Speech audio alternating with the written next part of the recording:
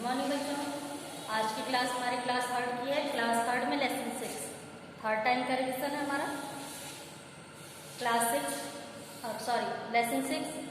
Lesson six में हमारा क्या है? स्वामी विवेकानंद।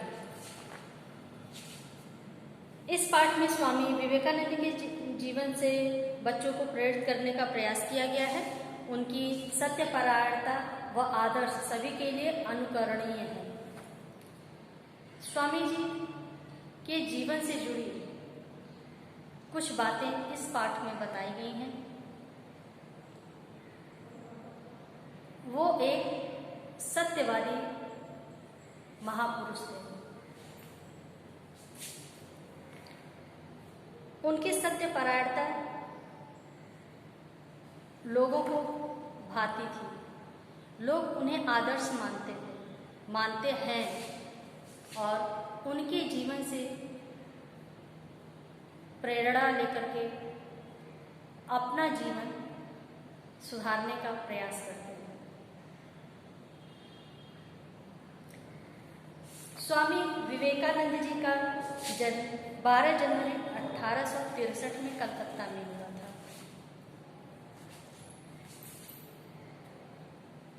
ये कलकत्ता के एक बहुत ही मशहूर विख्यात जिसको कहते हैं वकील थे। इनके पिताजी, उनका नाम था विश्वनाथ दत्त। इनकी माताजी गृहिणी थी, यानी हाउसवाइफ जिसको कहते हैं। उनका नाम था भुवनेश्वरी देवी।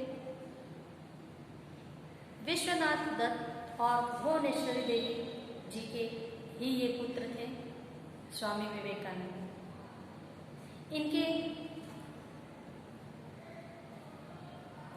बचपन का नाम नरेंद्रनाथ दत्त था। इनको बचपन में नरेंद्रनाथ के नाम से सभी लोग जानते थे। इनके पिताजी वकील थे, तो समाज में उनका बहुत नाम था।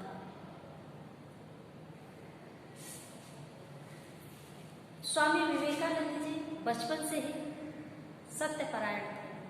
वो बचपन से ही झूठ के खिलाफ थे। हमेशा अपने जीवन में सत्य को प्राथमिकता देते थे। ये पूरे दुनिया में, संसार में एक समाज सुधारक के रूप में आए और एक विचारक, जो अपने विचारों से इस समाज को सुधारने का बहुत ही प्रयास इन्होंने किया। बचपन से ही इनको घुड़सवारी करने का, तैराकी करने का और गाने बजाने का उनको बहुत शौक था। वो इस कला में निपुण भी थे, माहिर थे। बचपन से ही इनको सच बोलने की आदत थी। एक दिन की बात है कि इनके एक अध्यापक कक्षा में पढ़ा रहे थे। कक्षा में पढ़ाते समय उन्होंने देखा कि बच्चे बहुत बातें कर रहे हैं। उस दौरान उन्होंने बच्चों को डांटा और उसी दौरान उन्होंने विवेकानंद जी को से एक प्रश्न किया। तो उन्होंने उस प्रश्न का उत्तर भी दिया। तो उन्होंने उनके बैठने के लिए कहा और जितने बाकी विद्यार्थी थे उन सभी विद्यार्थियों को उन्होंने खड़े होने के लिए कहा। उस दौरान विवेकानंद जी बैठे थे और बाकी कक्षा में जितने भी विद्यार्थी थे वो सभी खड़े थे। थोड़ी देर बाद वो भी खड़े हो गए। तो अध्यापक ने उनसे पूछा कि मैंने तो तुम्हें बैठने के लिए कहा था, तुम खड़े क्यों हो गए? तो उन्होंने कहा कि आपने बाकी बच्चों को बातें करने के कारण उनको सजा दी, उनको खड़ा रखा। तो उस समय तो मैं भी उनके साथ में था, मैं भी तो उनसे बातें कर रहा था। उनकी इस बात से अध्यापक बहुत खुश हुए।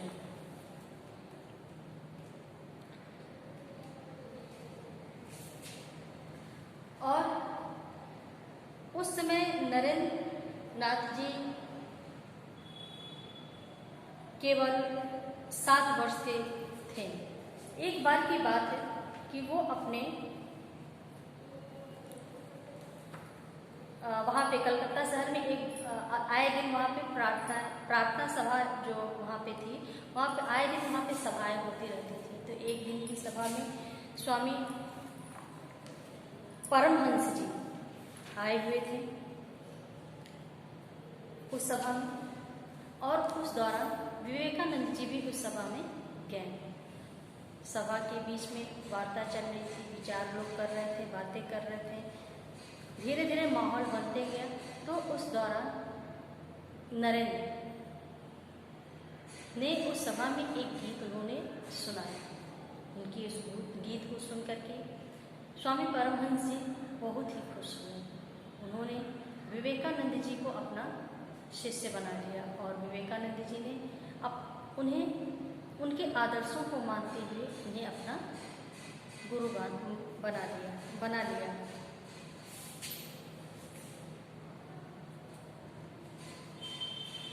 उनका मानना था कि सबको सुखी बनाने के लिए मुझे लाख बार भी अगर कष्ट भोगना पड़े तो मैं तैयार हूँ। उनका कहना था कि समाज में सभी सुखी हों, अगर किसी कारणवश मुझे उनको खुश रखने के लिए अगर मुझे लाखों बार अगर सजा मिलती है तो मैं उस सजा को पाने के लिए तैयार हूँ, लेकिन सभी सुखी होने चाहिए, सभी खुश होने चाहिए। उनका मानना था कि जब व्यक्ति का शरीर स्वस्थ होता है तभी उसका मन भी स्वस्थ होता है। स्वस्थ शरीर में ही स्वस्थ मन बसता है।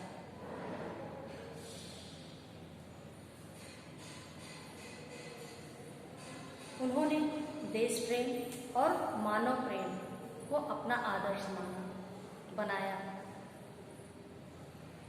देश प्रेम उनके अंदर बहुत ही ज़्यादा विद्यमान था और साथ साथ मानवता, मानव प्रेम भी उनके अंदर कूट कूट कर भरा हुआ था। उनके आसपास कभी भी कोई भी व्यक्ति दुखी नहीं हो सकता। वो उसको सुखी बनाने के लिए कठिन से कठिन परिश्रम करते हैं कि उसके जीवन का दुख दूर हो जाए। उनका मानना था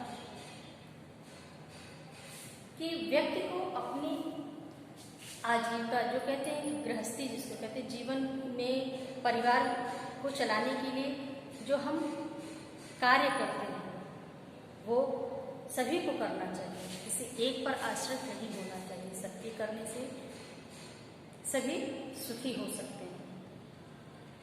वो नारी शिक्षा को लेकर के बहुत सोचते थे। उनका मानना था जिस घर की महिलाएं शिक्षित होंगी वो परिवार भी शिक्षित होगा और सुखी होगा,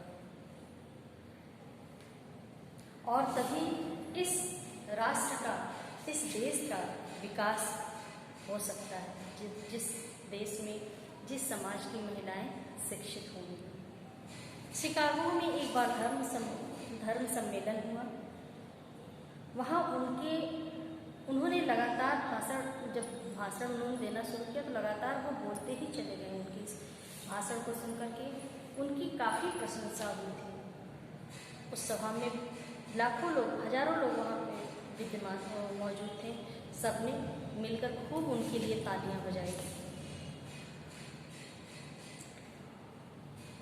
ऐसा नहीं है कि सिर्फ विवेकानंद जी अपने देश में ही प्रसिद्ध हुए, ऐसा नहीं है। वो विदेशों में भी यात्राएं करते थे और विदेशों में भी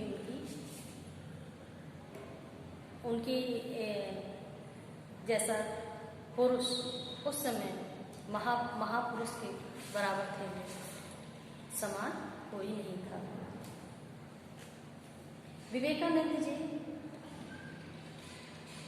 का एक स्मारक कन्याकुमारी में बनाया गया। स्मारक यानी इमारत उनकी याद में जो बनाई गई उसको स्मारक कहते हैं। तो उनके याद में एक स्मारक बनाया गया है जो कन्याकुमारी में बनाया गया है, समुद्र के किनारे, जहाँ पे हिंद महासागर, अरब सागर, बंगाल की खाड़ी, वहाँ पे उनका संगम है। उस किनारे पर चट्टानों के ऊपर उनका स्मारक बनाया गया है। यह 56 फीट वहाँ पे उनकी 56 फीट ऊंची एक प्रतिमा भी लगाई गई है।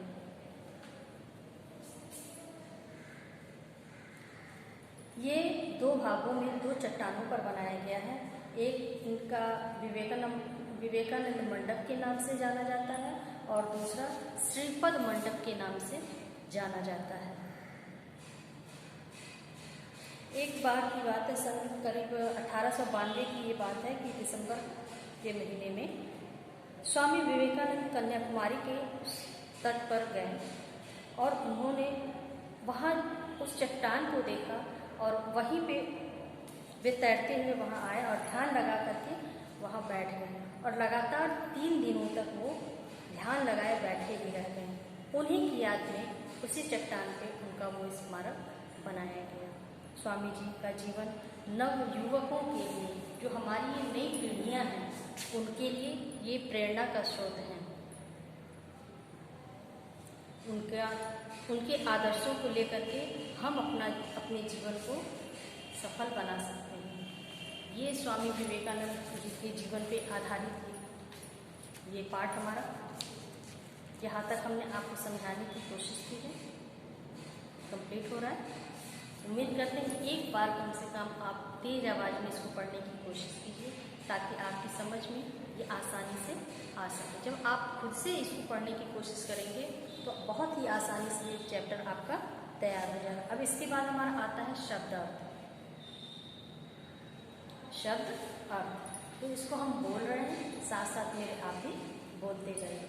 पहला, होनहार, अच्छे लक्षणों वाला, प्रख्यात, प्रसिद्ध, समाज सुधारक, समाज को सुधारने वाला, विचारक, विचार करने वाला, बाल्यकाल, बचपन का समय, निपुण, कुशल, अतिरिक्त, अलावा, शेष, बाकी, अति, बहुत अधिक, प्रभाव, असर, आदर्श, नमूना, सम्मेलन, सभा, महान, बड़ा, स्मारक, याद दिलाने वाली इमारत, तट, किनारा, प्रेरणा, सदकर्म हेतु उत्साह, शोध, उद्गम या प्राप्ति स्थल, प्रोत्साहित, जिसका उत्साह बढ़ाया गया हो। तो यहाँ तक ये हमारा शब्दार्थ हो गया।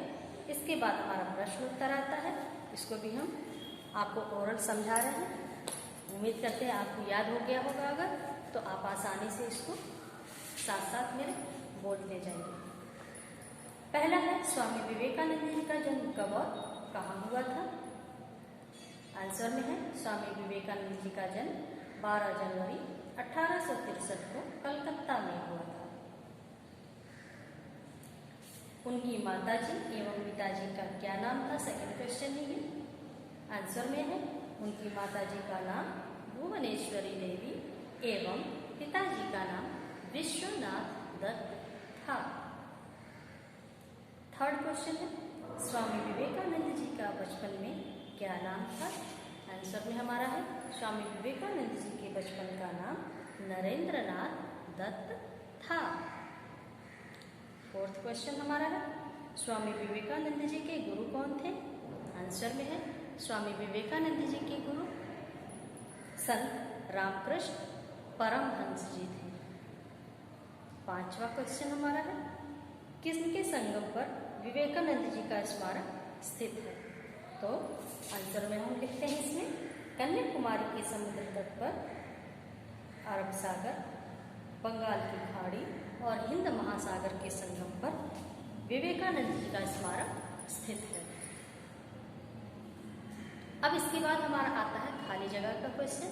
4 ऑप्शन हमको पहले से मिले हुए हैं, जिसमें सच, गीत, बाल्यकाल, कन्याकुमारी, ये 4 हमको दिए गए हैं ऑप्शन में। इन्हीं चारों को हमको नीचे लिखे 4 वाक्यों में जो खाली स्थान दिया गया है उसमें भरना है। तो पहला इसमें क में हमारा आता है, नरेंद्र हमेशा डैश बोलते थे। तो नरेंद्र हमेशा क्या बोलते थे? सच बोलते थे। तो हमने लिया सच। नरेंद्र हमेशा सच बोलते थे। ख, नरेंद्र डैश से ही साहसी थे। ऊपर से हमने शब्द लिया बाल्यकाल। हमारा सेंटेंस क्या है? नरेंद्र बाल्यकाल से ही साहसी थे। ग, नरेंद्र ने सभा में एक डैश सुनाया। क्या सुनाया था? गीत। तो हमारा वाक्य हो गया कि नरेंद्र ने सभा में एक गीत सुनाया। विवेकानंद स्मारक डैश में स्थित है। तो कहाँ स्थित है? कन्याकुमारी। हमारा सेंटेंस हो गया विवेकानंद स्मारक कन्याकुमारी में स्थित है। महान, महान का अब यहाँ पे हमको अर्थ लेकर के वाक्य बनाना है, तो हम अर्थ बोल करके उसका वाक्य समझाएंगे। महान, महान का अर्थ होता है बड़ा। अब इससे हमें वाक्य बनाना है, तो महान शब्द का हम प्रयोग करेंगे कि स्वामी विवेकानंद एक महान समाज सुधारक थे। दूसरा है पराधीनता। पराधीनता का अर्थ होता है गुलामी। हमारा वाक्य क्या बन रहा है? पराधीनता की जंजीर तोड़ने का साहस सभी में नहीं होता है। तीसरा शिक्षा। शिक्षा का अर्थ होता है ज्ञान। ज्ञान का अब हम इसको वाक्य बनाएंगे, शिक्षा से बनाएंगे। स्वामी जी ने नारी शिक्षा पर विशेष ध्यान दिया है। चौथा है प्रशंसा। प्रशंसा का अर्थ होता है तारीफ करना या बड़ाई करना। वाक्य हमारा मेरे पिताजी के लोक विचारों की सभी प्रशंसा करते हैं। अब इसके बाद से अशुद्ध वाक्य लिया गया है, उसे शुद्ध करके लिखना है। तो क में हमारा है अशुद्ध। बचपन का नाम नरेंद्र विवेकानंद के था। शुद्ध करके हमने लिखा है कि विवेकानंद के बचपन का नाम नरेंद्र था। अगला है मैं भी बातें तो रहा करता। ये अशुद्ध वाक्य था, इसको शुद्ध करना है। तो मैंने लिखा है कि मैं भी तो बातें कर रहा था। ग, अशुद्ध है परमहंस जी अति प्रसन्न हुए गीत सुनकर। शुद्ध वाक्य में हमारा आएगा परमहंस जी गीत सुनकर अति प्रसन्न हुए। अब घ में हमारा आता है अशुद्ध वाक्य में पूरी तरह छोड़ना आलस को चाहिए। शुद्ध करके हमने लिखा है कि आलस को पूरी तरह से छोड़ना चाहिए। तो यहाँ तक का आज का ये हमारा रिवीजन क्लास कंप्लीट होता है। अब बारी आती है हमारे होमवर्क की। आप डायरी निकाल करके होमवर्क नोट कर लीजिए ताकि आप उसको हमको फ़ोन के द्वारा दिखा दीजिए।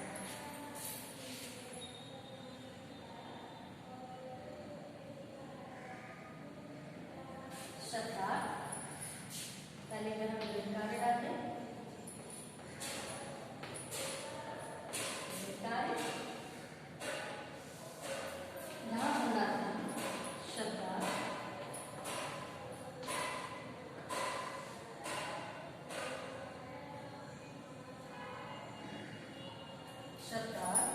और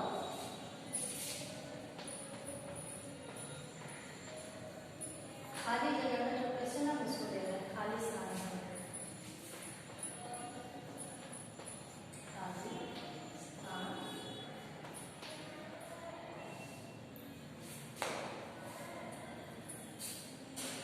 को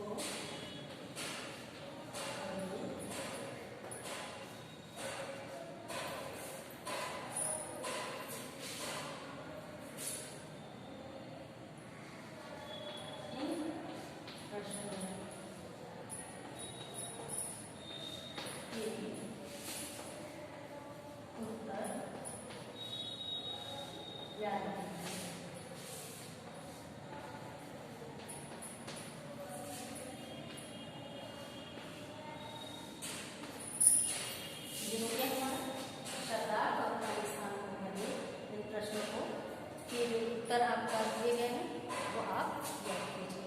यहाँ तक का आज का ये हमारा रिवीजन क्लास कंप्लीट होता है। अगले वीडियो में हम फिर मिलेंगे।